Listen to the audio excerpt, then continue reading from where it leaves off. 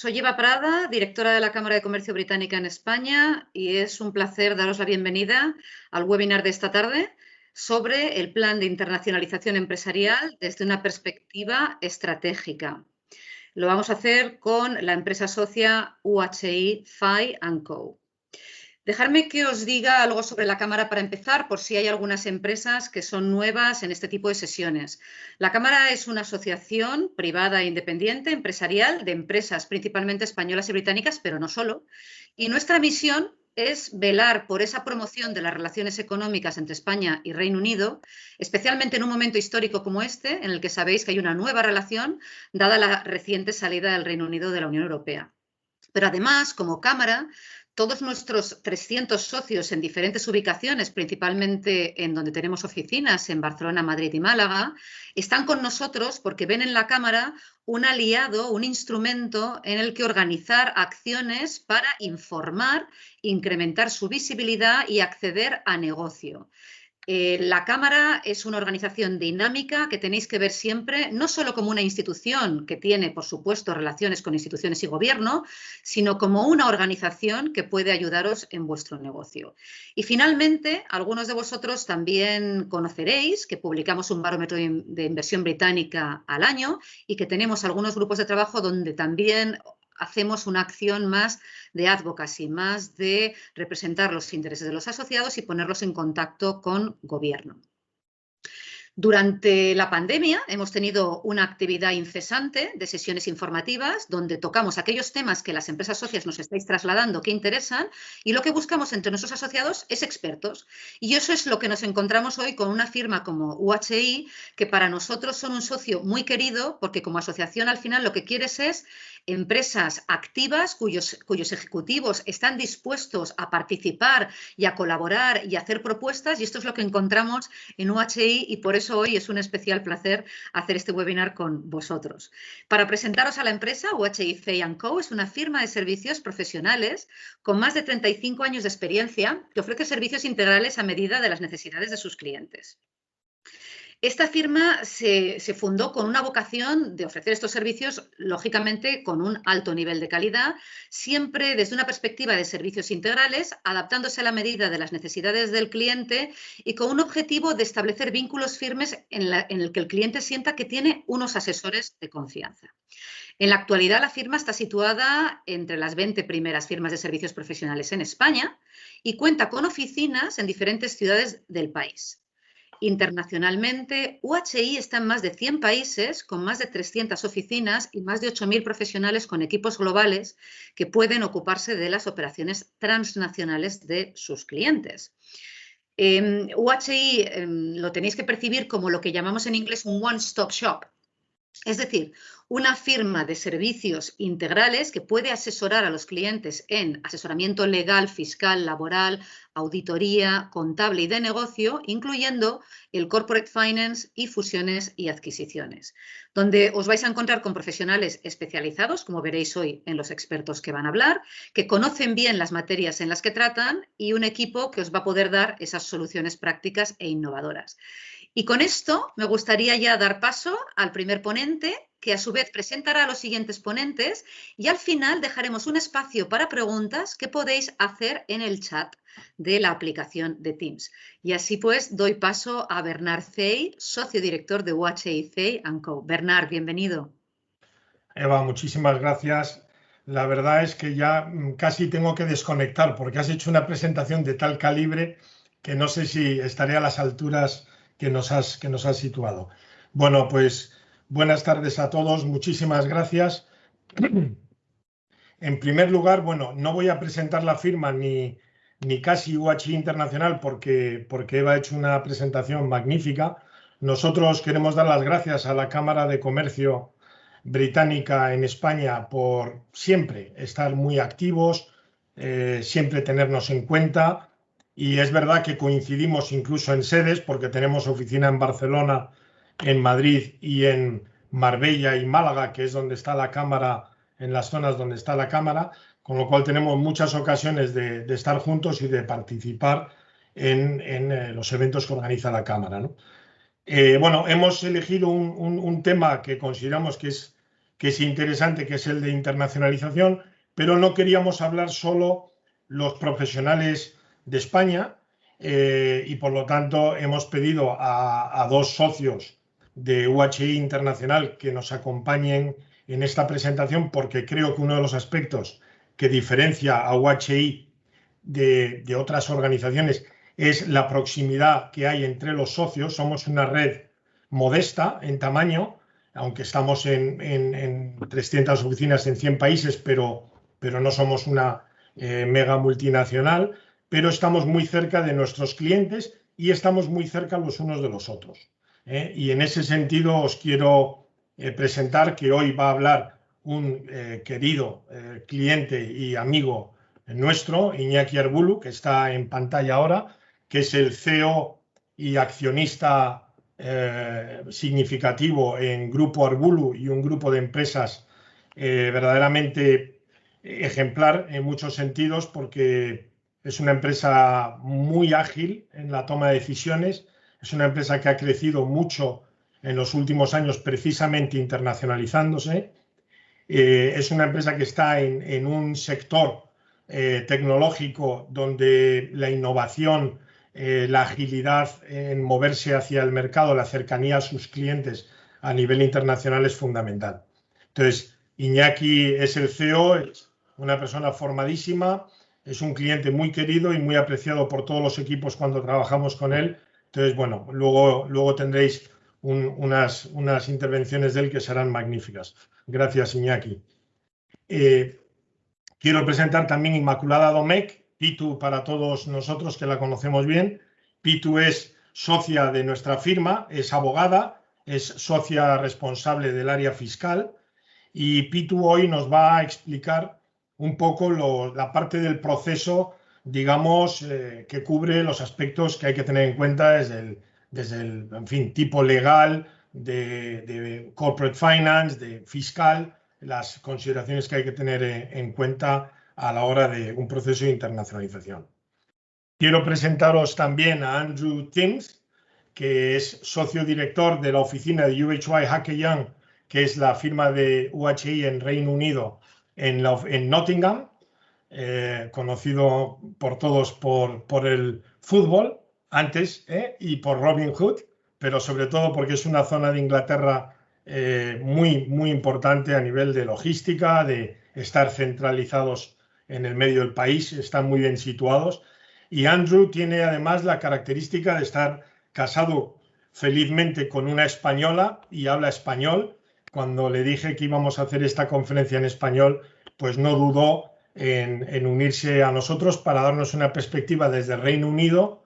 Y bueno, sin duda el Brexit es un tema que a todo el mundo suscita dudas y bueno, le hemos pedido a Andrew que nos acompañe también porque trabajamos mucho con la firma inglesa desde España. Y por último, os voy a presentar a Roberto Macho, que es socio director de UHI Macho y Asociados, con oficinas en Miami y en Buenos Aires. Es una firma líder, una firma muy internacional con la que trabajamos mucho porque el eje España, Miami y Latinoamérica funciona pues muy bien por muchas razones que seguro que Roberto nos va a explicar. Roberto además ha compartido conmigo muchos años en el Consejo Mundial de UHI, en mis tiempos, que estuve 21 años, y me acompañó también los últimos 3 que estuve de chairman. Él es miembro del Board of Directors, representando a las Américas, y es una persona muy respetada dentro de la organización y con mucha experiencia internacional, y le hemos pedido a Roberto que nos acompañe hoy desde Miami. Muchas gracias, Roberto. Y bueno, sin más preámbulos, luego iréis teniendo ocasión de hablar con todos. Yo voy a simplemente marcar un poco algunas consideraciones que considero importante a la hora de internacionalizar una empresa. Cuando hablamos de internacionalización, bueno, se puede entender en 3 etapas que culminan el proceso, desde la exportación inicial, tanto de bienes como de servicios, o la distribución, que sería, digamos, una siguiente fase donde hay mayor inversión, donde hay que tener en cuenta el canal de distribución, las relaciones con mayoristas o con minoristas.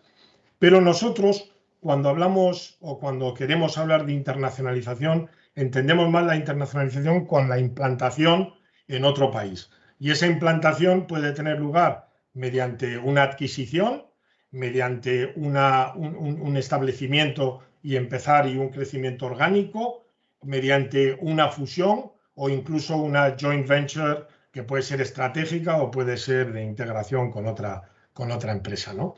Ahí es donde nosotros realmente consideramos que ya nos estamos internacionalizando. Hay mayor inversión, mayores riesgos, pero también mayores oportunidades, y ahí es donde nosotros hemos desarrollado a lo largo de los años unos conocimientos de las ventajas y de las desventajas de este proceso y de, sobre todo, dónde tenemos que tener el ojo y dónde tenemos que tener cuidado. Pero bueno, son posibilidades enormes, permite a las empresas diversificarse geográficamente, incluso en sectores diferenciados. Creo que la experiencia ha demostrado, sobre todo en periodos de crisis, ha demostrado que las empresas internacionalizadas son más resilientes a la hora de enfrentarse a una dificultad, porque es difícil que todos los mercados se vean afectados a la vez. Y bueno, consideramos que es lo que está ahora mismo necesitada la economía española, ¿no? Digamos que en España se habla de 3 olas. La primera ola que hicieron las grandes multinacionales españolas, como Telefónica, Indra, Santander, BBVA, etcétera. Luego hubo una segunda ola de internacionalización, donde entraron otras empresas también de tamaño importante que fueron haciendo ese proceso.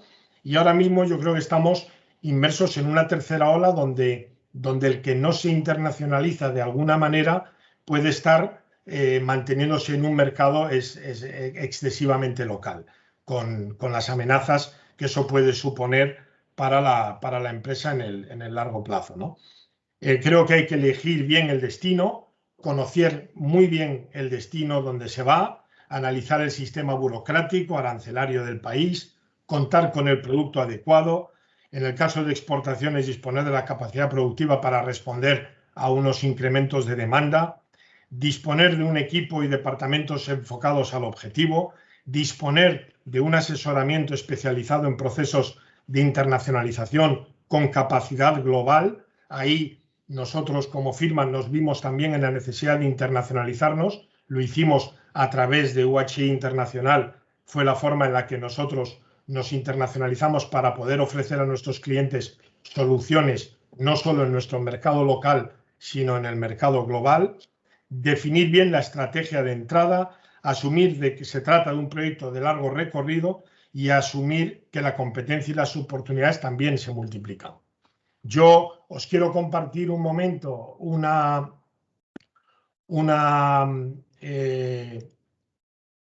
transparencia que a mí me ayuda mucho en los procesos de adquisición, donde bueno, vamos a ver los 10 pasos que se pasa en un proceso de adquisición, por ejemplo, ¿no? Y hemos puesto en rojo los momentos críticos y explicaré brevemente por qué. Primero entramos en contacto con el target, con la empresa que estamos mirando, se firma una carta de confidencialidad y viene el primer momento crítico, que es cuando revelamos la identidad del cliente al que estamos representando, que puede estar interesado en una posible adquisición o una fusión o una joint venture, ¿no? Ahí es un momento crítico porque puede haber una reticencia a compartir información con un competidor o con quien pueden considerar que puede ser un competidor, ¿no? Luego hay la reunión de propietarios y directivos, creo que es muy importante porque tiene que haber, aparte de que haya lógica económica, tiene que haber una buena sintonía entre las personas. Al final, los negocios los dirigen personas y es fundamental tener esa buena sintonía. Luego entramos en fase de intercambio de información, que eso normalmente es muy normal y rápido. Y luego llegamos a la valoración. Y lo vuelvo a poner en rojo porque la valoración es otro momento crítico. Cuando uno le comunica a una persona, a un empresario, cuánto en su opinión vale esa empresa o cuál es el valor que estaríamos dispuestos a considerar una operación. Eso es otro momento crítico. Hay que saber muy bien cómo manejar esa información, cómo ponerla en común para que en ningún momento se tome como un tema hostil, ¿no? Luego, una vez superado ese punto, pasamos a la letter of intent, la carta de intenciones, donde se suele plasmar un poco lo que se ha hablado y en base a ese documento, que puede ser vinculante o no, ya iniciamos el proceso de due diligence. Y el proceso de due diligence lo he puesto en rojo, pero no sé si debería ponerlo en rojo y subrayado, porque el proceso de due diligence es es penoso. O sea, es un proceso que a quien está siendo sometido a la due diligence, pues no le encanta, ¿eh? Todavía en todos los años que llevo trabajando en esto, no recuerdo que a alguien le haya encantado el proceso de due diligence. Es un momento en el que la empresa se tiene que despojar de sus protecciones, tiene que enseñar cómo está y tiene que hacerlo con transparencia. Y bueno, es un momento donde, bueno, pues hay que tener, ahí creo que es muy importante siempre tener a alguien muy senior en los procesos para que pueda manejar esas situaciones. Y de ahí volvemos a pasar a otro punto que también es crítico, que es los findings, ¿no? Lo que hemos encontrado, ¿no? Y en lo que hemos encontrado, pues puede haber desde contingencias de todo tipo, fiscales, laborales, contingencias comerciales, dificultades en determinados contratos o la facturación está en distintas empresas. Y eso también es un momento crítico que hay que manejar con mucho cuidado. Y ahí creo que es muy importante que el asesor y el cliente, es decir, el empresario, estén muy de la mano para salvar sobre todo el tema de la comunicación y del entendimiento. Y luego llegamos al punto final, que es el contrato, y cuando ya se ha firmado el contrato empieza, digamos, la siguiente fase. Pero no me voy a extender en esto porque quiero dejar a mis compañeros de ponencia que puedan aportaros más valor. Espero haber más o menos cumplido el tiempo que me tenían asignado y le voy a pasar la palabra a Pitu, Domecq. Muchas gracias. Gracias, Bernie. Buenas tardes a todos, o Bernard. Yo le llamo Bernie, como él me ha dicho que me llaman Pitu a mí, pues nosotros a él le llamamos cariñosamente Bernie. Muchísimas gracias a todos por atender a este webinar y agradecer también a la Cámara de Comercio Británica por esta oportunidad. Bueno, a mí me toca quizás la parte más pesada del webinar, pero quizás también la que más contenido técnico pueda tener, y me gustaría no consumir mucho tiempo porque creo que la experiencia práctica de Iñaki pues, va a ser muy reveladora. Cuando una empresa cuando una empresa empieza a pensar en la internacionalización, probablemente sea consecuencia de que ya ha comenzado una andadura, como ha dicho Bernie, con tintes internacionales. Normalmente ahora, sobre todo con el e-commerce y con las plataformas digitales, la mayoría de las empresas están empezando a hacer sus pinitos en mercados internacionales, pues a través de las plataformas de e-commerce. ¿Qué ocurre? Pues que si queremos que el mercado o abrir mercado en el extranjero, necesitamos que esa implantación en el extranjero sea más permanente. Y para ello, lógicamente, vamos a necesitar pues, montar una estructura fuera del país. ¿Qué beneficios aporta la internacionalización de las empresas a los distintos negocios? Bueno, lo más probable es que una empresa haya decidido internacionalizarse porque el mercado español se le ha quedado pequeño o porque es un mercado que ya está muy maduro y no puede crecer en este mercado y decide dar el paso al extranjero. Entonces, los beneficios que reporta la internacionalización, pues suelen ser, bueno, en términos generales, desde luego las empresas ganan en competitividad, sin duda alguna. Al incrementar la cuota de mercado, pues incrementas los ingresos y las ventas. Y surgen, lógicamente, como consecuencia de ello, pues nuevas oportunidades de negocio. Una vez que te internacionalizas al primer país, ya el resto suele ser normalmente mucho más sencillo porque ya has aprendido cuál es el proceso y lo que sueles hacer normalmente es volver a replicarlo en otros países. Por tanto, yo creo que lo importante, una de las decisiones importantes es cuando decido internacionalizarme es a qué país me voy primero, ¿no? Y cuando tengo que tomar esa decisión de a qué país me voy primero, yo creo que hay varios factores a considerar. El primero de ellos, yo creo que debe ser el entorno geopolítico y económico del país. ¿Por qué? Pues porque lo normal es que cuando nos internacionalizamos a un primer país, busquemos un país similar al nuestro en materia económica y política. El segundo aspecto a considerar que es importante es, a la hora de elegir un país, es qué competencia tengo en ese país, ¿vale? Si el negocio que yo desarrollo es un negocio que está maduro o es un negocio que tiene recorrido. Una empresa que vende vino no es lo mismo que se internacionalice a Francia que se internacionalice a países como pueden ser Rusia o China, donde pues tienen probablemente mucha más cuota de mercado que la que pueda haber en Francia, donde es un país que internamente tiene un sector vitivinícola bastante potente, ¿no? Pero bueno, hay otros factores, es decir, también puede interesarte posicionarte en un mercado determinado, con lo cual ese es otro factor que incide en la toma de decisión de a qué país me voy a ir primero. Y luego otra de las decisiones importantes que hay que tomar es si me voy a ir solo, es decir, si esta aventura la voy a iniciar sola o voy a intentar hacerlo a través de un socio local.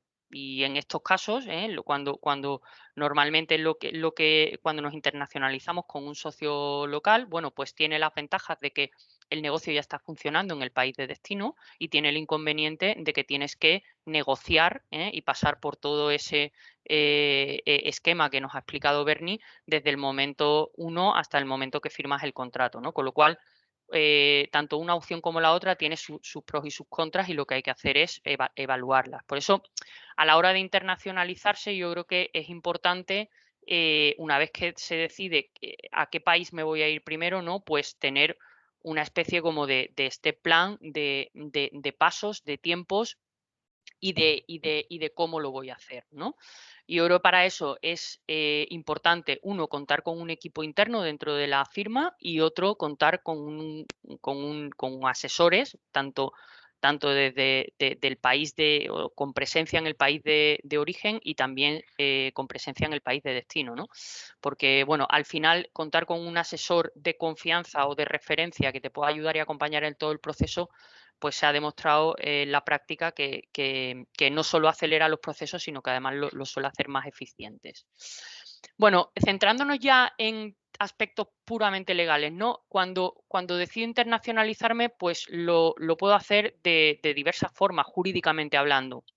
Puedo decidir instalarme en el país de destino con una sociedad y ahí habrá que ver qué tipologías de sociedades y qué responsabilidades para los socios y para la propia sociedad tiene el marco jurídico del país de destino, o puede ser que decida primero abrir una pequeña oficina de representación que no necesita en la mayoría de los casos ninguna formalidad y a partir de ahí pues abrir una sucursal o convertir esa oficina de representación en una filial, ¿no?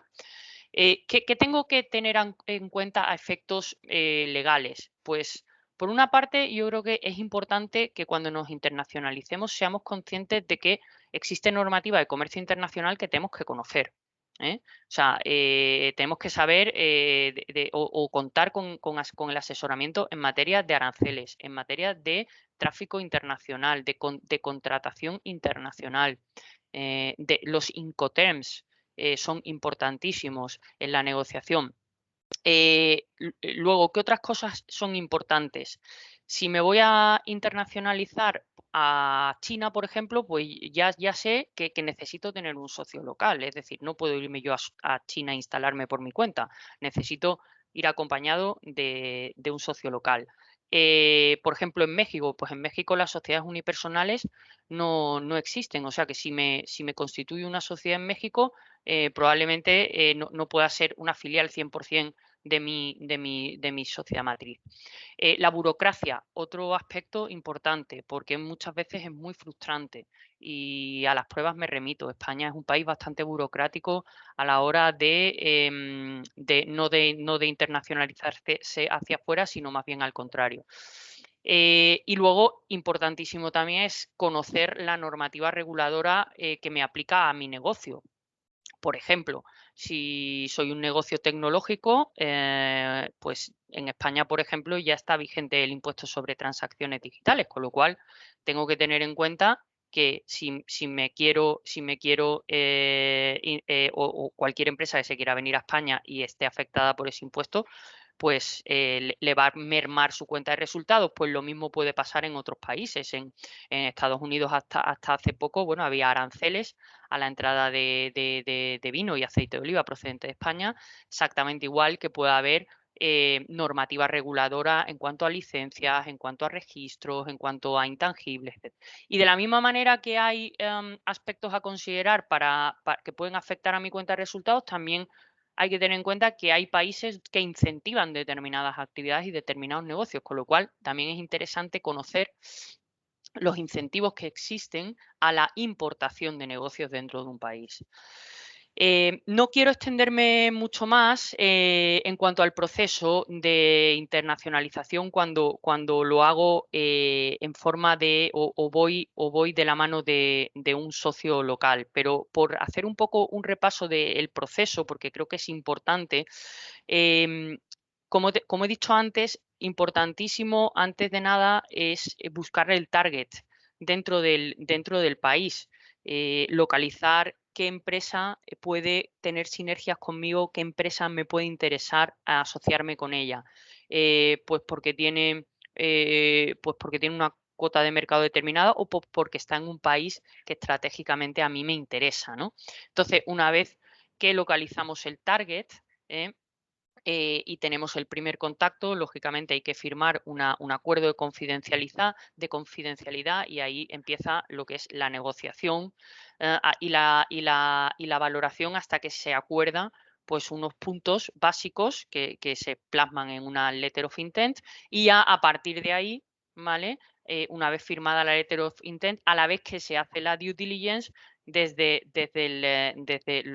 yo que soy asesora fiscal, ¿no? Lo que trato en ese momento es, por una parte, la due diligence y por otra parte tengo que ver qué estructura de inversión es la óptima en el país y qué financiación o fórmula de financiación es la óptima en el país. Y luego, una vez que se concluye la due diligence y se remata la negociación final, se firma el acuerdo y viene la complejidad de la integración de sistemas, etcétera, etcétera. Centrándonos ya en el aspecto puramente fiscal, por dar unas pinceladas, porque antes he hablado de la importancia de estructurar la inversión a efectos no solo mercantiles y de negocios, sino también a efectos fiscales, porque puede efectivamente tener un impacto considerable en la cuenta de resultados del grupo. Por eso es muy importante que una vez que tengamos claro el país donde nos vamos a ir, saber si ese país tiene un convenio de doble imposición con España es importante, ¿vale? En el caso de Reino Unido, bueno, ha salido de la Unión Europea y no les aplican las directivas europeas, no les aplican las directivas comunitarias, pero Reino Unido tiene un buen convenio con España, un convenio que yo diría que es bastante razonable y bastante bueno en determinados aspectos. Y bueno, y eso nos va a permitir pues que las relaciones con Reino Unido en materia fiscal pues sigan más o menos en materia de tributación directa en un status quo, ¿no? ¿Qué tengo que analizar a efectos fiscales cuando diseño la estructura, ¿no? Pues tengo que saber qué transacciones voy a realizar con el país de destino. ¿Por qué? Pues y desde dónde las voy a realizar. Porque puede ser que yo haga transacciones comerciales con la sociedad filial, ¿eh?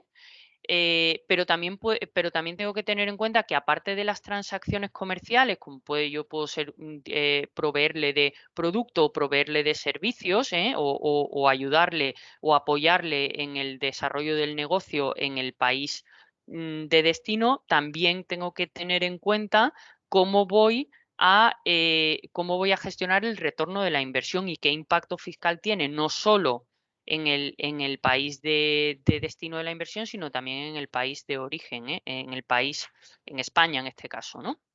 Entonces, Bueno, ahí el diseño de una política de precios de transferencia, que siempre escuchamos hablar cuando hablamos de negocios locales, pues normalmente no es necesario, pero cuando nos internacionalizamos, disponer de una buena política de precios de transferencia es vital para optimizar al máximo los recursos y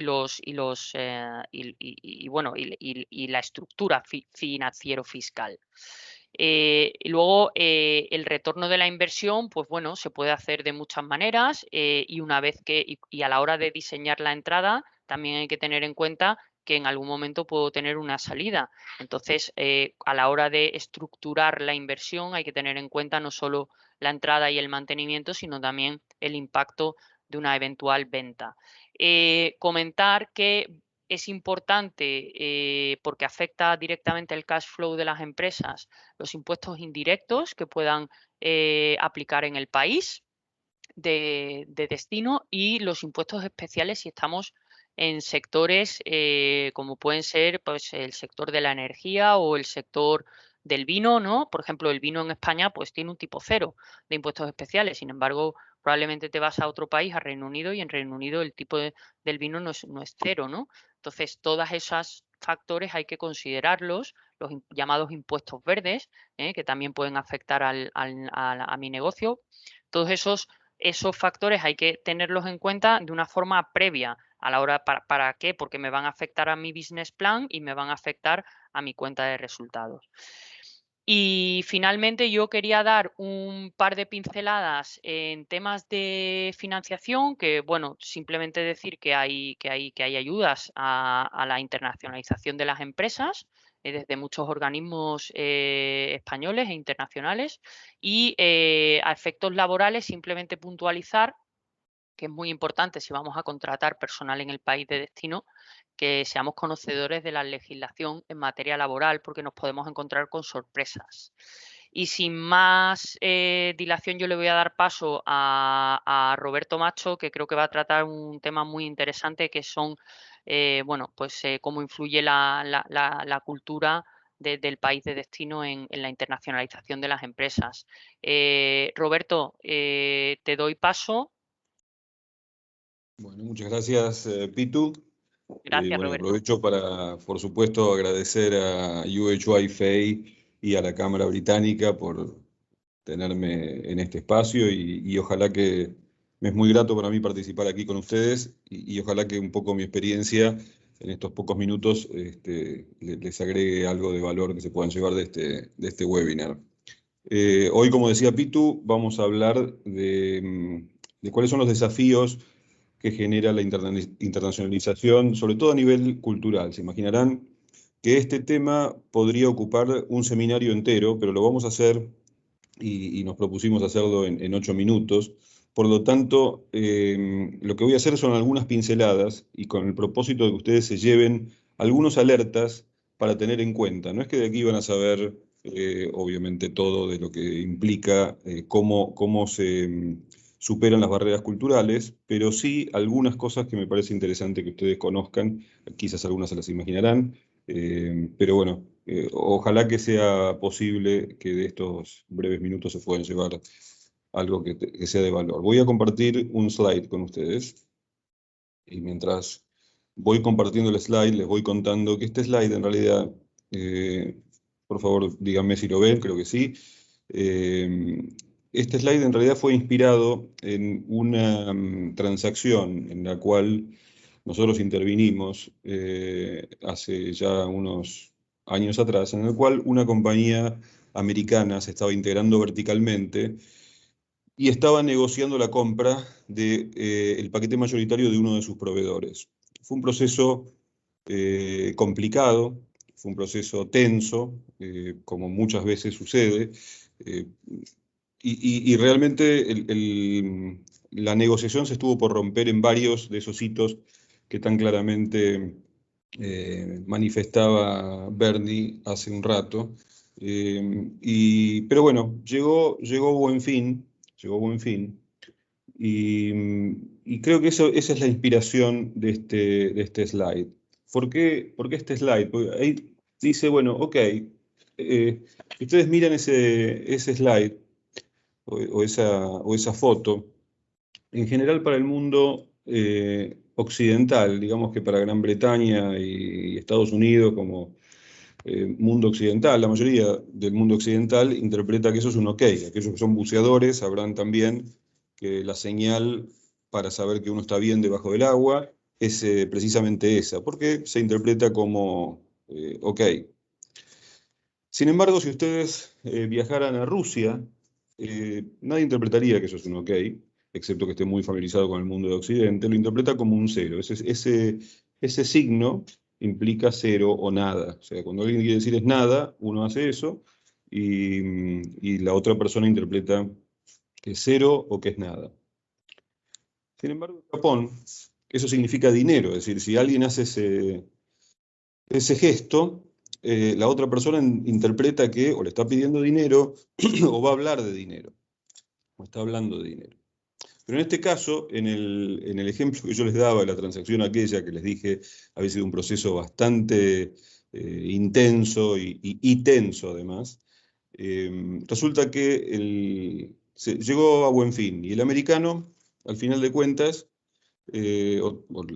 terminó firmando el acuerdo, un poco a regañadientes de la compañía que era la proveedora, porque los términos no eran los que se esperaban, pero digamos que, en definitiva, el día de la firma, que se hizo, esto recuerdo fue en San Pablo, el día de la firma en una firma de abogados brasileros, el americano, que es quien está representado en esa imagen, una vez que se firmó todo y se resolvió todo, le hizo ese gesto. Y ese gesto, que él interpretaba que era ok, en Brasil es uno de los peores insultos que uno le puede, como gesto, hacer a alguien.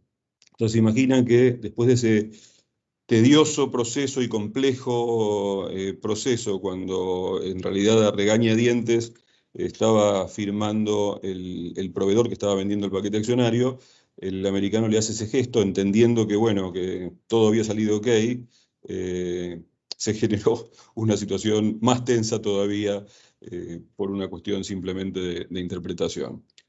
Obviamente estas son cuestiones culturales, que en este caso es básicamente un gesto, nada del otro mundo, pero creo que ejemplifica bien cuáles son las barreras que yo tengo que enfrentar, ya no solamente a este nivel, digamos, social o cultural, sino también hay diferentes niveles debajo de estos que a veces no son tan claramente apreciables, que tienen que ver con el entorno económico, con el ambiente de negocios, con el marco regulatorio, con los hábitos de consumo, por ejemplo. Entonces, hay una serie de cosas que tienen que tenerse en cuenta, y por sobre todas las cosas, yo que estoy basado aquí en Miami, siempre digo a nuestros clientes que Miami es un lugar riesgoso. ¿Y riesgoso por qué? Porque los que hayan tenido la oportunidad de venir para aquí, para el sur de la Florida, habrán notado que hay una cultura latina predominante, y se habla el español y uno puede manejarse perfectamente bien. Aquí sin hablar una palabra, puede estar meses sin hablar una palabra de inglés si realmente no lo habla, no lo quiere hablar. Pero eso a veces confunde, porque ese es un nivel muy superficial. En realidad, debajo de eso, el idioma de los negocios, y cuando digo el idioma no me refiero solamente al lenguaje hablado, sino el idioma en la manera en la cual se hacen negocios, sigue siendo americano. Entonces, cuando alguien va a otras jurisdicciones, el shock cultural es más evidente y entonces como que uno queda más alerta de que efectivamente va a tener que adaptarse. Muchas veces lo que pasa en países donde uno se siente que el contexto es más familiar, más cómodo, hace que se confunda que la manera de llevar a cabo los negocios es exactamente la misma que en el país de origen.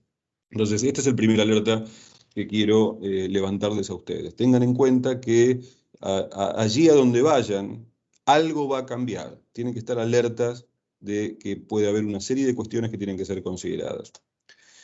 Y el segundo slide que quería compartir con ustedes es este. Creo que en España le llaman la novatada. En Argentina esto le llaman el derecho de piso. ¿Qué es esto? Bueno, cuando uno es nuevo en algo, evidentemente corre mayores riesgos de cometer errores.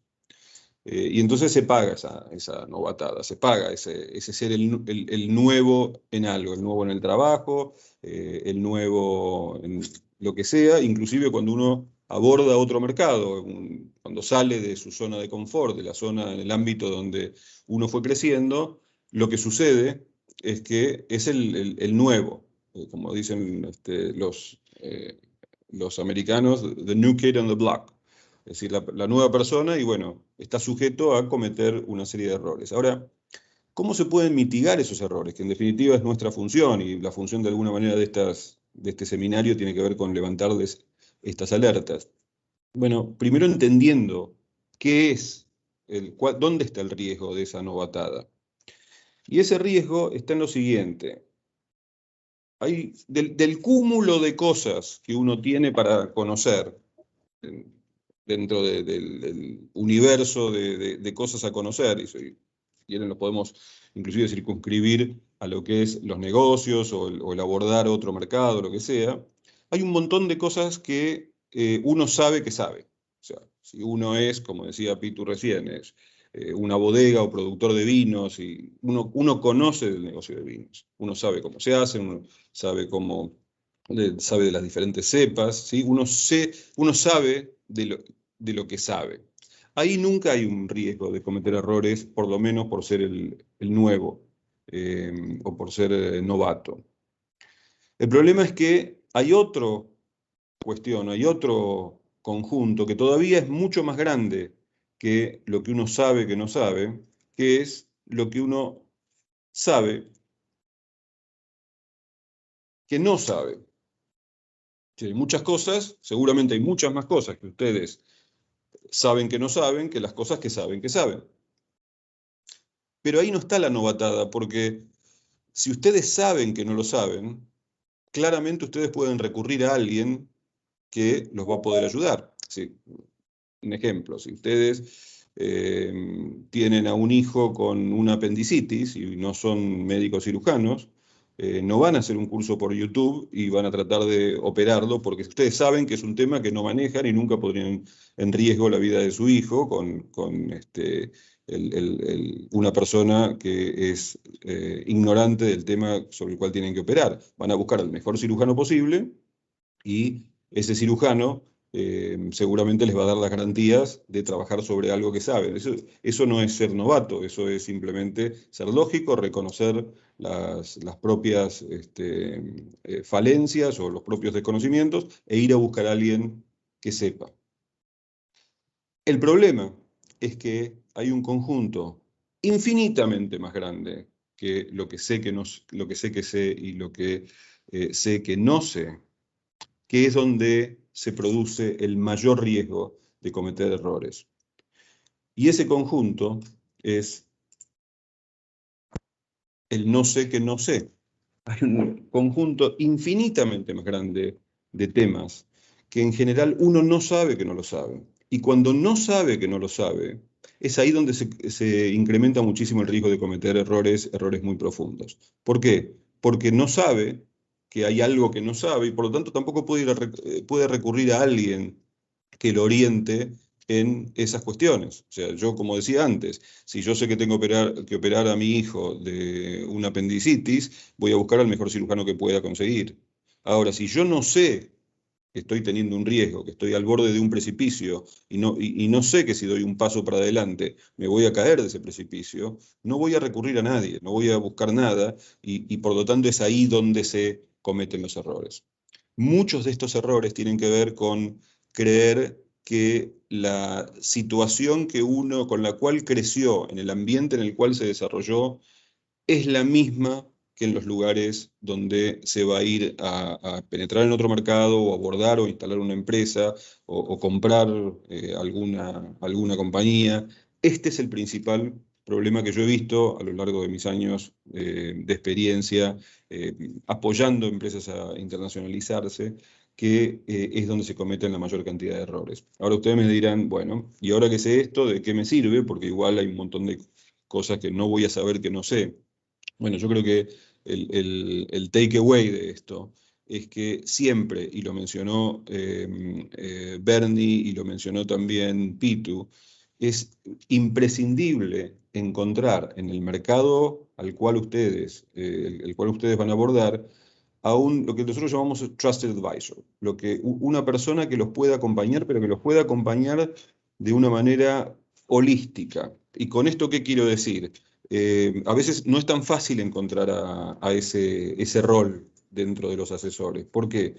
Porque muchas veces, y hay mercados, por ejemplo, el mercado de los Estados Unidos, donde hay un alto nivel de especialización. ¿Y eso qué implica? Ustedes irán al contador y el contador los va eventualmente a asesorar adecuadamente sobre temas contables e impositivos. Y el abogado los va a asesorar sobre temas legales. No sé, alguna agencia de permisología los va a asesorar sobre temas de permisos. Pero por encima de eso, dado que son como compartimentos estancos, es importante tener a alguien que juegue ese rol del ser, para aquellos que saben de fútbol americano, un quarterback, aquella persona que mira toda la cancha y le tira la pelota a quien corresponda para que luego convierta. Esa persona es el Trusted Advisor y aconsejo fuertemente que esto suceda, porque es la única manera de que ese rojo que se ve ahí en este momento en la pantalla, cada vez pase más al verde, que ese es el objetivo. ¿Sí? Nunca se van a convertir en expertos de eso, pero sí probablemente en la medida que nosotros colaboremos de que cada vez en ese universo de cosas haya menos rojos y esos rojos pasen más al verde, los vamos a estar protegiendo y vamos a estar mitigando el riesgo que tienen ustedes de cometer errores graves, que a veces implican mucho tiempo o mucho dinero en haber no previsto quizás alguna circunstancia. Espero que hasta esto haya sido de interés de ustedes. No quiero excederme en el tiempo que tenía estipulado. Y bueno, creo que me pasé un poco del tiempo, así que dejo a ustedes en manos, inmejorables manos, de Andrew, que es quien me continúa en esta exposición. Así que, Andrew. Roberto, muchas gracias. Muchas gracias. Bien. Bueno, soy Roberto, ¿estás todavía compartiendo? No, ok. Bueno, soy Andrew Timms, el director general del despacho de UHY en Nottingham, en Inglaterra. Gracias, Bernard. Yo hablo un poquito de español porque estoy casado con una jerezana. Y en UHY en Inglaterra yo no soy único en esta cosa, porque también nuestro director general de Londres tiene mujer española. Entonces tenemos muchas conexiones con España y sobre todo con UHY FEI, con la cual trabajamos con clientes en común y lo vemos mucho. Bueno, me voy a decir algunas palabras sobre el Brexit y el impacto hasta ahora. Y me voy a decir tres cosas, que el Brexit, sí, el primero es el Brexit y sí está causando problemas en este momento. Dos, es porque yo espero que estos problemas sean cortos y a lo mejor no tan graves como parece. El tres es que Inglaterra todavía es un gran país por hacer negocios, por supuesto, y Nottingham es la joya en la corona. Y me voy a hablar un poquito de Nottingham y cómo UHY Hackett Young de Inglaterra está perfectamente colocado por ayudaros en todas vuestras necesidades. ¿Vale? Entonces, ¿por qué Brexit está causando problemas ahora? Eso para mí está escrito perfectamente en el artículo 50 de la Tratado de Lisboa, donde dice que si un país quiere salir del bloque, debería hacerlo dentro de 2 años. Mira, nosotros lo hemos llevado 40 años de integración y un comentador ha dicho que a lo mejor han hecho un error y en lugar han olvidado a poner un 0 después del 2 y en lugar de decir 2 años debería haber dicho 20 años, que será por supuesto mucho más organizado, con mucho menos estrés. Y de verdad en este momento hay una lista muy larga de cosas que no van muy bien, la pesca, el norte de Irlanda, mucho jaleo con papeles en las aduanas, problemas con los expats que viven en España y otros países en Europa. Pero yo espero que vamos a solucionar estos problemas bastante rápido, porque aunque los políticos van a hablar de Brexit por años y años y en la prensa siempre vamos a escuchar cosas negativas del impacto del Brexit, al nivel de los entrepreneurs, negociantes, banqueros, a los que le duele de verdad en el bolsillo, ellos van a encontrar soluciones de estos problemas lo más rápido que pueden. Y eso es lo que vemos ahora con exportación. La exportación a Europa bajaba una barbaridad justo después del Brexit, pero ahora está subiendo y lo que escuchamos de nuestros clientes y que está mejorando la cosa, pero todavía es temprano. Cuando ves los efectos del Brexit a largo plazo, bueno, me suena del primer ministro chino que se llamaba Zhou Enlai. Y un día un periodista le preguntó a él qué pensaba él sobre el impacto de la Revolución Francesa. Y él ha dicho, demasiado temprano decir. Bueno, yo espero que no tengamos que esperar 240 años para ver lo que son los impactos del Brexit. Yo espero que va a ser mucho más corto de eso y que superamos estos problemas. Porque para mí, el futuro de Inglaterra está muy con Europa. Vosotros sois nuestros primos, nuestros vecinos más cercanos y nuestros mercados más grandes. Y así hay que Inglaterra tiene una vista del mundo muy internacional. Tenemos que trabajar juntos con toda Europa por solucionar estos problemas lo más antes posible. Vale. Bueno, entonces Nottingham, como ha dicho Bernard, es el centro de Inglaterra y es famoso. Nuestro hijo más famoso es el Robin Hood, que robaba a los ricos y daba a los pobres. También tenemos, bueno, yo iba a decir algo diferente sobre el fútbol y la Copa de Europa ayer, pero tenemos un equipo por lo menos que ha ganado la Copa, el European Cup 2 veces en los años 80, que se llama Nottingham Forest.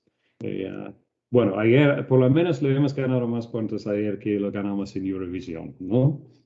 Bueno, en Nottingham tenemos una economía muy fuerte, tenemos muchas empresas muy grandes internacionales ahí en la región, que Rolls-Royce, el JCB, Experian, Capital One, Boots. Tenemos 2 universidades de clase mundial. Nosotros tenemos mucho tech, muchos startups, video games industry. Y también, como estamos en el centro de Inglaterra, la red de distribución de Nottingham y todo alrededor está muy bien colocado. Y entonces es un buen sitio para venir a investigar y hacer negocios. Y lo que yo tengo que decir es que el UHY Hackerian en Inglaterra, nosotros tenemos 23 despachos en toda Inglaterra que pueden hacer todas las cosas, por ejemplo, que Pitu ha hablado de cómo hacer negocios en otros países. Nosotros hacemos todo esto, la consultoría, y podemos ayudar a todos vosotros a hacer negocios en Inglaterra con nuestro red profesional de contactos y nuestros servicios de consultoría. Bueno,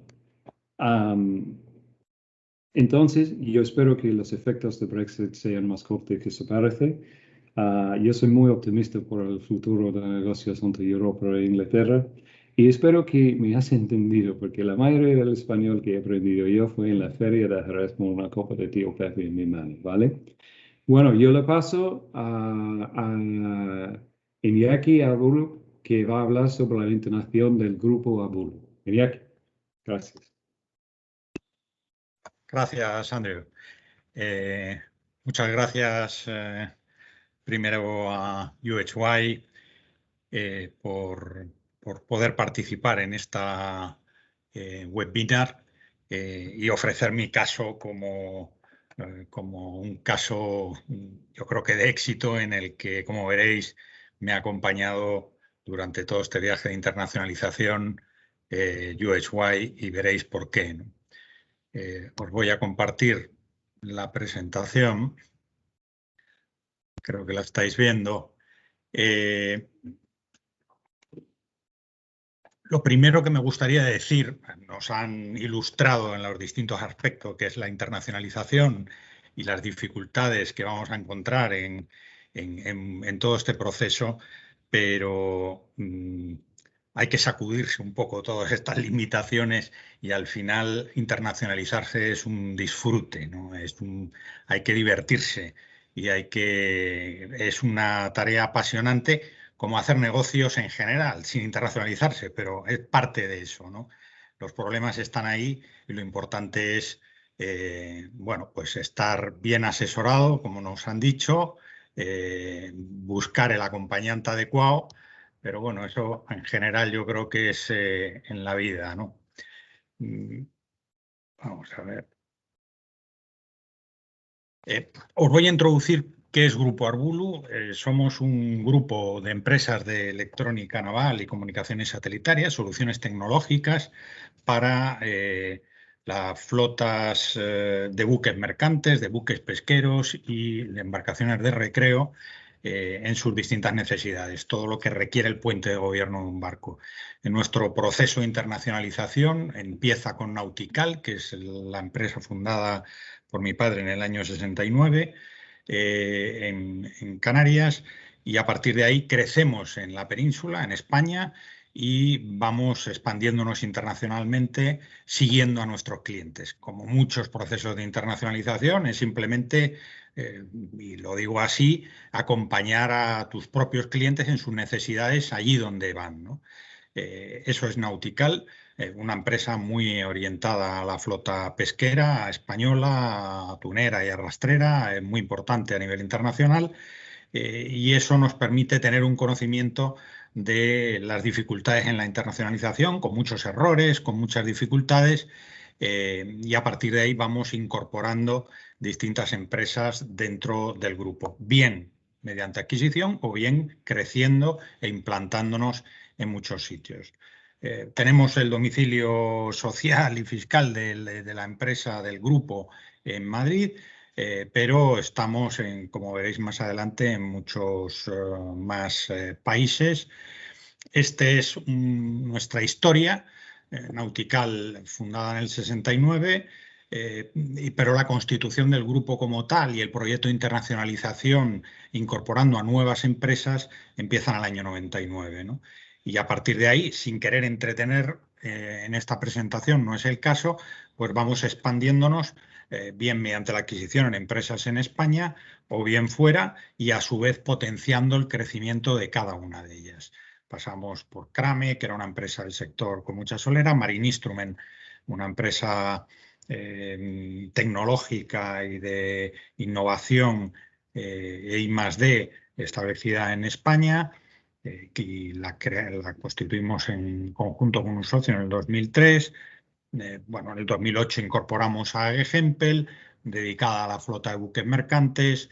El mismo año, SMD, empresa sudafricana, eCube, empresa en Palma, pero fundada por ingleses, con filiales en varios sitios, como veis ahí. Y en el año 2013 fusionamos a Hempel y Crame. Y como veis aquí, y es un poco el caso que he querido traer hoy, a través de AG Hempel invertimos en UK a través de una empresa que hemos adquirido, que más adelante os mencionaré, que es Charity & Taylor. Bueno, empresa danesa, Naftin, Holsat francesa, Silenmar cántabra, radioelectrónica en Namibia. En fin, hemos seguido todo este proceso de nuestra historia y es un no parar. Nuestro objetivo es seguir creciendo y seguir haciendo posible nuestro objetivo de ser empresa líder a nivel mundial en electrónica naval, pero manteniendo la idiosincrasia y la autonomía e independencia de cada una de las compañías. Esta es la foto de conjunto. Veis que algunas de las empresas se dedican más en el sector de buques mercantes, otras más en el sector de pesca y otras más en el de megayates o superyates, pero todas ellas se dedican a electrónica naval. Aquí veis la proporción en la que participamos en cada una de ellas. En algunas somos socios 100%, en algunas siempre mayoritarios, pero tenemos un 60, un 70, veis que en Holsat es un 73, la empresa francesa. Bueno, aquí nos adaptamos a las necesidades. Esa mención que se hablaba antes de cuál es el proceso de internacionalización y los procesos de negociación, pues lo importante es que tenga sentido para el negocio. Todo lo que hagamos en nuestra internacionalización tiene que estar orientado, y el asesoramiento que recibamos de nuestros asesores tiene que estar orientado a cuál es nuestro objetivo en nuestro negocio, que en definitiva es atender a aquellos clientes sobre lo que sabemos, ¿no? Como bien decía Roberto hace un rato. Nos surge una posibilidad que es invertir en Gran Bretaña y esa oportunidad nos surge a través de Charity & Taylor, que es una empresa que el fundador bueno, no tiene sucesor y pretende, bueno, pues tiene la posibilidad de venderlo, ya tiene una edad y tiene otros negocios, ¿no? Y eso para nosotros, y eso se produce en muchos sectores, es una oportunidad. Claro, la primera reflexión que haces aquí es, bueno, en Inglaterra estábamos ya en el proceso final del Brexit y a pesar de todo y esa incertidumbre, y por eso pongo ahí la seguridad jurídica en respecto a qué puede ocurrir con el Brexit, predominó nuestra decisión siempre, y yo creo que es una recomendación que hago a todo el mundo, es quita el ruido, quita los elementos de distracción política, de información mediática y céntrate en lo que es tu negocio, tu actividad, tus relaciones. Gran Bretaña creo que va a seguir siendo una isla. Gran Bretaña, aunque no lo quieran, sigue siendo Europa, algunos me refiero, y por lo tanto, y siempre va a ser, como buena isla, un jugador, un player en nuestro sector marítimo, con una visión internacional, porque está en el ADN de Gran Bretaña, y donde hay, por lo tanto, una industria, armadores y un mercado doméstico. Por lo tanto, no nos cabía la menor duda que más allá de la situación política, las situaciones de tratados internacionales, Gran Bretaña era una apuesta clara para nosotros y era algo que necesitábamos en nuestra expansión internacional. Charity & Taylor, en este caso, fue una oportunidad estupenda, se convertía en una plataforma, una bueno, pequeña empresa dentro del sector de electrónica naval, pero con mucha proyección y encontrábamos sinergias positivas, know-how, solvencia, tenía un cierto liderazgo en algunos nichos y era muy sinérgica con AEGEMPEL, una empresa del grupo que a su vez tenía ya una implantación internacional y había una enorme complementariedad y le podía permitir crecer. Estas tres piezas encajaban perfectamente en el proceso de adquisición. Y bueno, este proceso que lo comentaba Bernard al inicio de la presentación con los 10 puntos, lo intento aterrizar en nuestra operación, ¿no? El contacto inicial antes de cualquier non-disclosure agreement o cualquier contrato de confidencialidad, la relación personal es esencial. No la subestiméis en ningún momento en el proceso, es lo más importante y que haya momentos de crisis es de enorme valor para el día después, porque la transacción y ejecutar una transacción, en este caso de adquisición para la internacionalización, es importante, pero todo tiene que ir guiado a qué va a ocurrir el día después. El éxito de lo que ocurra el día después estará en este proceso. Yo lo comento con Bernard, que nos acompaña en todo esto, procesos de internacionalización, desde el de AEGEMPEL que he mencionado antes hasta el último que hemos hecho de radioelectrónica en Namibia, y tenemos pues una enorme sintonía y con el apoyo de UHY en todo el proceso, en esa visión holística que antes hablaba Roberto, me parece esencial. Es esencial la relación con los asesores, con quien te acompaña en todo este proceso. Y yo recomiendo UHY de una forma más allá de la relación de amistad que lógicamente tenemos, pero de la capacidad de poder cubrir todas nuestras necesidades en todo el proceso y se adecúa perfectamente a nuestra forma de entender el negocio. Pero es esencial este noviazgo, que significa desde la firma, vamos a decir, del contrato de confidencialidad hasta el SPA, el contrato del que mencionaba Bernard en su slide, todo este proceso de confidencialidad del prospecto, pues desde febrero del 2019, que menciono aquí en este proceso con Charity & Taylor, hasta la firma en febrero del 2020, es un año. No hay ningún proceso en el que yo haya participado en el que haya podido durar menos, pero creo que es esencial que dure eso o que tenga, digamos, tomar el tiempo necesario para saber, especialmente si va a haber un socio en el proceso posterior, incluso aunque no lo hubiera, con el equipo de gente, es importantísimo el quemar las etapas a su ritmo adecuado, lógicamente teniendo claro cuál es el objetivo del proceso. Aquí resumo un poco bueno, pues los hitos. En febrero, en este caso, con Charity & Taylor firmamos el Non-Disclosure Agreement. Bueno, desde abril a junio hicimos el análisis de las propuestas.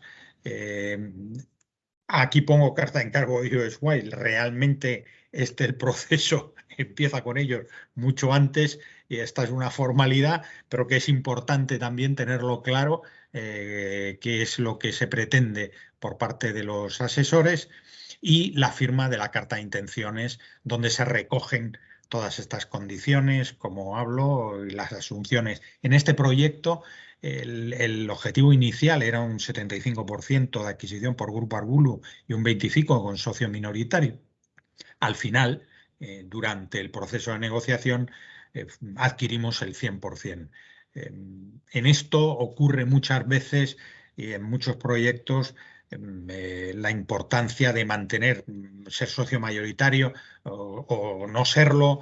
Yo creo que aquí hay que saber qué es lo que queremos y sujetar o pegar el interés corporativo y de la propia empresa con la finalidad del negocio y el objetivo de la empresa. Y nosotros tenemos una variedad de proporciones de participación en distintas empresas del grupo, siempre pensando en el propio negocio, ¿no? Y ahí no hay una regla general, es no perder la perspectiva de cuál es de verdad el valor de cada uno, ¿no? Bueno, es verdad que pongo aquí landing due diligence de noviembre a enero, con las navidades en medio, pero es un proceso duro, la due diligence. La empresa adquirida o potencialmente adquirida pues se encuentra haciendo un striptease, eso para cualquiera que lo tiene que entender, es muy desagradable el enseñar porque siempre hay miserias en todas las empresas y verlas es muy duro. Por eso creo que también en eso hay que ser delicado, hay que ser sensible, hay que entender del negocio, hay que entender por qué existen esos problemas y además animar a que eso se ponga sobre la mesa porque luego ayuda mucho a resolverlos. Ahí también el enfoque personal de los asesores, no solo en la parte de valoración del negocio, sino en la parte jurídica, en la parte impositiva, donde tantas dificultades encuentran las empresas en su día a día. Cuando se hace una due diligence afloran y hay que verlo con normalidad, con naturalidad. Es muy importante, ¿no? Y que los asesores en eso, en este caso USY, Fay & Co y Hacker & John, nos ayudaron en todo este proceso de una forma súper constructiva, pro deal, el entender bien, pero a su vez valorando los riesgos existentes y poniéndolos sobre la mesa, haciendo partícipe al que pueda adquirirse, ¿no? Eso tiene que ser un poco el enfoque. La firma se hizo en febrero, pero aquí luego sí, en febrero se hace la nota de prensa, donde todo el mundo está muy contento, pero luego hay que seguir trabajando el día después y y el asesoramiento tiene que seguir. Hay que bueno, pues hacer todos los acuerdos societarios, nombramientos de consejo, etcétera. Hay muchas cosas el día después, ¿no? Por lo tanto, el proceso sigue, ¿no? Bueno, he querido resumir aquí un poco cómo ha sido este proceso. Y aquí os enseño un poco el mapa geográfico donde está Charity & Taylor dentro de AG Hempel Group y algunas fotos de todos los que participamos en todo el proyecto. El equipo corporativo a la izquierda, donde estaba el Nigel, el vendedor, con el equipo que forma luego el AG Hempel, el director general Ioannis, Roger, el director general en Inglaterra, y el financiero Steve. En el medio veis la firma del día con Bernard y luego con todo el equipo de asesores. Bueno, es un poco el participar. Arriba, al lado de Aberdeen, pongo una foto un poco oscura ahí, con whisky detrás, pero hablo del disfrute. Es muy importante, esto es algo que quizá se lo debo a mi padre como buen emprendedor y fundador, el espíritu de disfrutar en el proceso. Yo creo que es esencial para todos. Y también que el equipo que te acompañe, también de asesores, sepa disfrutar de ese proceso. Yo creo que eso se produce en este caso, ¿no? Bueno, y ya voy acabando en mi caso. Este es el grupo que actualmente formamos, Grupo Arbulu, mi padre y yo como socios del grupo, y ahí veis la estructura. A reseñar básicamente dónde encaja nuestra inversión de Charity and Taylor en UK, dentro del árbol, como veis, de AG Hempel, que bueno, pues tiene distintas filiales en distintos países. Y bueno, ahí veis un poco nuestro mapa corporativo. Esto es importante reseñarlo porque en cualquier proceso de internacionalización tiene que tener sentido, no solo desde el punto de vista de negocio, sino luego cómo nos vamos a organizar. Por lo tanto, hay que pensar qué estructura previa tienes y dónde tiene sentido ubicar esa inversión o esa expansión, porque el día después es el día más importante. Hay que seguir, no es más importante, pero tan importante como la anterior, para seguir desarrollando el negocio, ¿no? Y ahí pues os pongo la inversión de Charity and Taylor dentro de AG Hempel, y donde el managing director, Ioannis, pues es quien gestiona el grupo en su conjunto, ¿no? Y un equipo dentro de la holding, en este caso, que pivotamos todas estas inversiones, pues yo sugiero que sea un equipo muy pequeño, muy polivalente, apoyado en asesores que sepan incluso lo que no sabemos y que acepten que no saben lo que no saben, como decía bien antes Roberto, que me ha parecido muy ilustrativo, ¿no? Pero intentando minimizarlo. Este es nuestro mapa. Bueno, ver que estamos en más de 22 países en este momento. Este es un viaje iniciado pues, desde el 69 y, digamos, potenciado a partir del año 2000. Y bueno, pues estamos en España a través de muchas empresas, como veis, Nautical, Silecmar, Marinistum, AG Hempel, eCube. Pero bueno, estamos en Italia a través de eCube, en Holanda a través de AG Hempel, en Dinamarca a través de Naftim, en Francia, Taiwán, Mauricio, en fin, en estos 22 países que veis aquí representados, y somos capaces o pretendemos gestionarlo a través de empresas muy orientadas a cada nicho de mercado, muy especializadas y muy cercanas al mercado.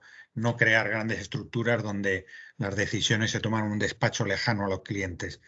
Las decisiones tienen que estar muy pegadas al cliente y bueno, con un equipo de gente que veíais antes en la pantalla anterior, pues muy, muy implicada en nuestro negocio, ¿no? Bueno, y esta es, espero haber sido ilustrativo y bueno, pues aquí no hay reglas generales, pero bueno, creemos que es una forma de abordar la internacionalización donde no hay que tener miedo y donde hay que disfrutar de ese viaje en el que se cometerán errores, como es lógico, de los que hay que aprender, pero en los que creo que se puede disfrutar enormemente y bueno, y se encuentran muchísimos amigos en este viaje y es un verdadero placer poder viajar por el mundo, ¿no? Entonces, bueno, pues yo animo a todo el mundo a que se internacionalice y es mucho más fácil de lo que parece. Pues muchas gracias y a vuestra disposición para cualquier pregunta. Bueno, gracias, Iñaki. Nos ha dado una clase de emprendimiento. Perdonar porque veo que tengo un poquito de eco, no sé si es molesto para los asistentes. ¿Se me oye bien? Se te oye bien, sí.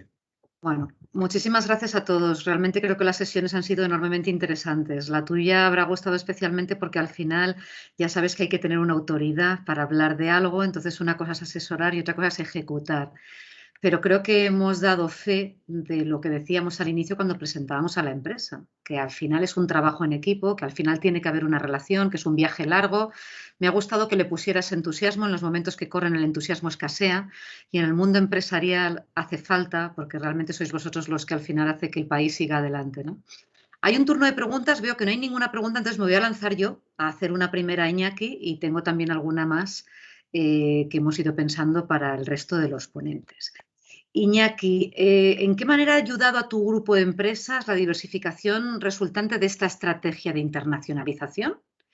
Esta sería una pregunta. Y la otra es que veo que vemos que habéis respetado las marcas de diferentes empresas que habéis adquirido en lugar de imponer una misma en los diferentes sectores y países donde están y quería saber el porqué de esta estrategia. Muy bien. Bueno, ¿cómo nos ha ayudado? Pues esa es una pregunta siempre difícil de responder. Creemos que nos ha ayudado mucho el hecho de tener una visión desde el principio, desde nuestro propio origen internacional. Es verdad que el sector marítimo, por su propia... El mercado marítimo es internacional per se, ¿no? Son buques que se mueven o bien para pescar o bien para transportar mercancía o bien por placer en megayates, con lo cual la internacionalización es parte de ese mercado y por lo tanto una empresa local limitada a ese mercado, pues bueno, pues puede tener un crecimiento, pero te quedas muy... Por lo tanto, el ir incorporando nuevas empresas, nuevos conocimientos, nos ha dado un valor como grupo enorme, ¿no? Y nos ha hecho crecer a los que pertenecemos a las distintas empresas del grupo, ¿no? Ese intercambio, ese conocimiento de cada una de ellas, las experiencias, al final hay muchos elementos comunes. Sobre todo los humanos, yo creo que son muy coincidentes, pero desde el punto de vista de negocio, pues son muy complementarios, ¿no? Con lo cual creo que nos ha dado mucho valor.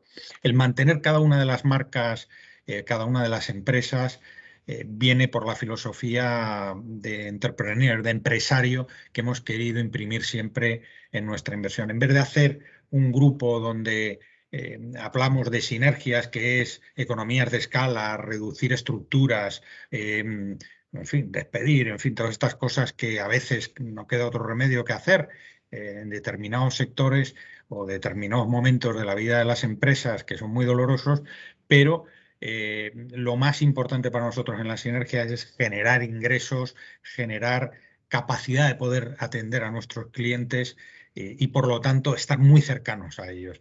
El hecho de que sea reconocida cada una como líder en cada nicho de mercado nos ha permitido tener mucho éxito, muy especializado en cada uno de los sectores, ¿no?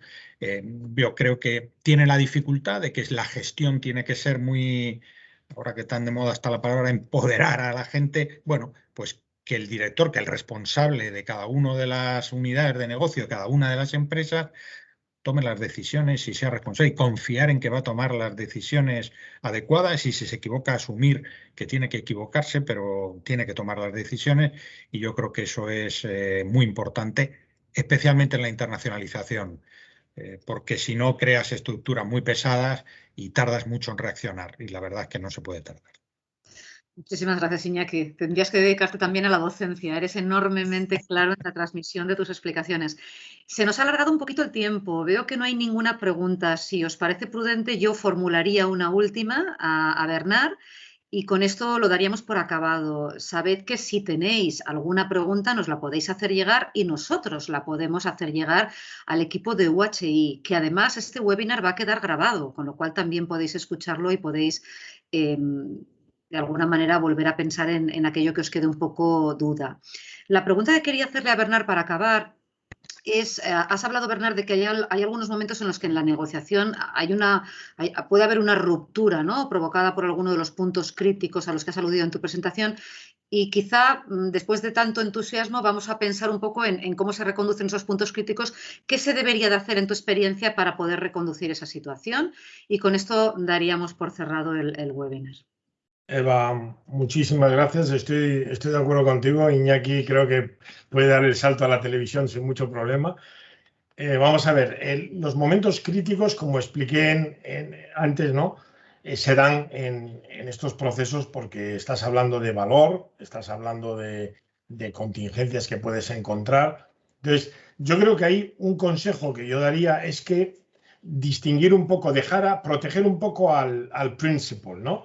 Entonces, en nuestro caso, por ejemplo, cuando trabajamos con Iñaki, dejarle a él un poco que sea él que en un momento dado puede entrar a tender puentes, ¿no?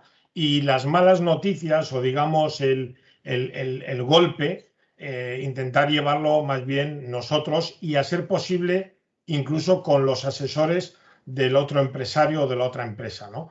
Para que de alguna manera los directivos o los propietarios, digamos lo que nosotros llamamos los principal en estas operaciones, ellos puedan seguir manteniendo esa sintonía a la que ha aludido antes Iñaki, que es tan importante para poder enmendar pues esa situación que muchas veces puede ser de comunicación, simplemente la forma en la que se comunica una situación.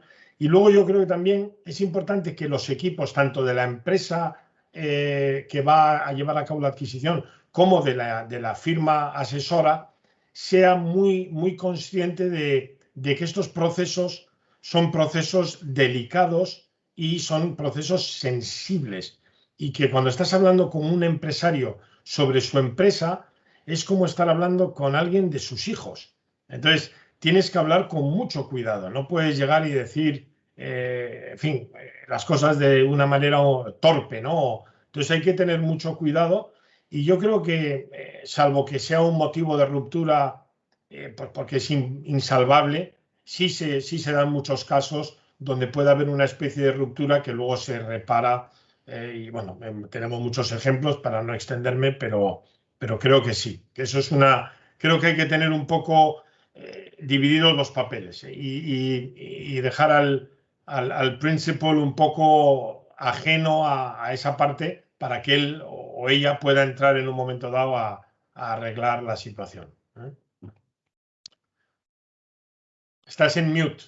No te oímos, Eva. Perdonad, te voy a pedir un favor con la amistad que nos une. Veo que hay una pregunta de Edgar Indegate, pero yo estoy convocada a otro webinar a y media. Sí. Así que si te parece, vamos a dar paso a la pregunta de Edgar hacia Iñaki y tú cierras el webinar. ¿Te parece bien? Perfecto. Me parece muy bien. La pregunta de de Edgar a Iñaki es: ¿cuáles han sido esos errores que crees, Iñaki, que podrían ser transmisibles para evitar? Y yo aprovecho para daros las gracias, para pediros disculpas por tenerme que escapar en estos pequeños minutos, pero ya sabéis que este mundo virtual en el que vivimos ahora tiene esa parte perversa. Muchísimas gracias y os dejo en manos de Bernard para que cierre el webinar. Gracias a todos. Gracias, Eva. Edgar, bueno, los errores son muchos y darían para un webinar entero, estoy seguro. Alguna ponencia he hecho sobre de error en error hasta el éxito final, ¿no? De los errores se aprende mucho. Yo creo que los errores tampoco son tan especiales, son los habituales en los negocios y en la actividad. Pues muchas veces la precipitación, muchas veces el subestimar determinadas planteamientos. Yo creo que uno de los errores habituales es querer correr demasiado. Creo que hay que dejar, yo creo que algo que hemos aprendido en todo este proceso de internacionalización, en estas 12 empresas, 9 más las que se han incorporado a través de empresas del grupo. Yo creo que el querer correr para meter la agenda, para justificar o para acreditar o para poner un éxito interno. Hay otro error que nosotros al principio incurrimos y es involucrar a todo el equipo en estos procesos. Tiene que ser un equipo reducido por parte de la empresa que se internacionaliza o mediante adquisición en este caso. Tiene que ser pequeño, tiene que funcionar con confidencialidad y tiene que dejar al resto del equipo corporativo que sean el día a día y que en modo alguno supedite ese proceso al día a día del negocio, porque si no nos distraemos de lo importante que es atender al cliente en el día a día del que al final vive la compañía, ¿no? Con lo cual, bueno, en resumidas cuentas, para mí esos son los principales errores. Rapidez en querer acelerar y involucrar a demasiada gente en los procesos. Y luego hay pequeñas anécdotas de errores que uno comete, pero bueno, yo creo que esos se subsanan y al final a veces se convierten en cosas de valor, como las decía Roberto respecto a temas culturales. Pues recuerdo uno de mis viajes a Japón, pues el saludar a una persona, una chica en este caso en Japón, y como buen español, pues ir a darle 2 besos, ¿no? Y eso fue un shock que casi crea un problema diplomático, pero que al final en el mundo internacional yo creo que todo el mundo entiende que vinimos de distintas partes y eso se convirtió pues, en una anécdota divertida y queda mucho juego. Y así hay muchas, ¿no? Pero es la parte divertida, yo creo, de la internacionalización también. Espero haberte contestado. Bueno, Iñaki, muchísimas gracias por tu intervención. Sabía que ibas a aportar mucho porque siempre a mí me encanta oír los testimonios de los empresarios en cualquier proceso y en este de la internacionalización en el que tienes tanta experiencia, pues das una visión muy completa, ¿no? Quiero dar las gracias también a Pitu, que como ella dice le tocaba la parte más técnica, que siempre es más difícil. A Andrew Timms de Nottingham por acompañarnos y por hacer el esfuerzo de hacer su presentación en español, en un español magnífico, Andrew. O sea que, y bueno, y que no nos olvidemos que Nottingham está muy bien posicionado ahí en el centro de Inglaterra. Y a Roberto, que le toca presidir ahora un evento de la reunión de UHI en las Américas y que ha hecho el esfuerzo desde Miami por estar con nosotros. A todos vosotros, a todos los que han asistido, muchísimas gracias y esperemos que esto os haya aportado valor en esta tarde del jueves. Gracias a todos y buenas tardes.